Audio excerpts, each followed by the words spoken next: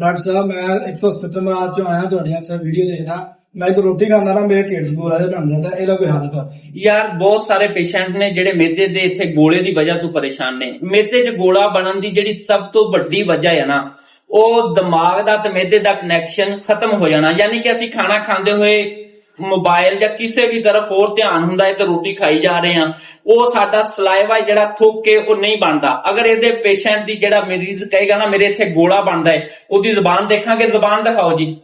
ਅਗਰ ਆਪਾਂ ਉਹਦੀ ਜ਼ੁਬਾਨ ਦੇਖਾਂਗੇ ਉਹਦੇ ਉੱਪਰ ਇੱਕ ਲੇਅਰ ਜੀ ਬਣ ਜਾਂਦੀ ਹੈ, ਡਰਟੀ ਜ਼ੁਬਾਨ ਯਾਨੀ ਕਿ ਗੰਦੀ ਜ਼ੁਬਾਨ ਹੋ ਜਾਂਦੀ ਹੈ, ਉਹਦਾ ਥੁੱਕ ਬਣਨੋਂ ਹਟ ਜਾਂਦਾ ਹੈ। ਖਾਣਾ ਜਿਹੜਾ ਵੀ ਖਾਂਦਾ ਹੈ ਉਹਦੇ ਮਿਹਦੇ ਦੇ ਇੱਥੇ ਗੋਲਾ ਜਿਹਾ ਬਣ ਜਾਂਦਾ ਹੈ। ਅਗਰ ਤੁਸੀਂ ਇਸ ਗੋਲੇ ਨੂੰ ਖਤਮ ਕਰਨਾ ਚਾਹੁੰਦੇ ਹੋ ਤਾਂ ਹੋਮਿਓਪੈਥੀ ਦੇ ਵਿੱਚ ਬੇਤਹਾਸ਼ਾ ਅਦਵਿਆਤ ਨੇ, ਲੇਕਿਨ ਇੱਕ ਵੱਡੀ ਦਵਾਈ ਹੈ ਜਿਹਨੇ ਮੈਨੂੰ ਕਦੀ ਮਾਯੂਸ ਨਹੀਂ ਕੀਤਾ, ਉਹ ਹੋਮਿਓਪੈਥਿਕ ਮੈਡੀਸਨ ਹੈ ਐਬਸ ਨਾਗਰਾ।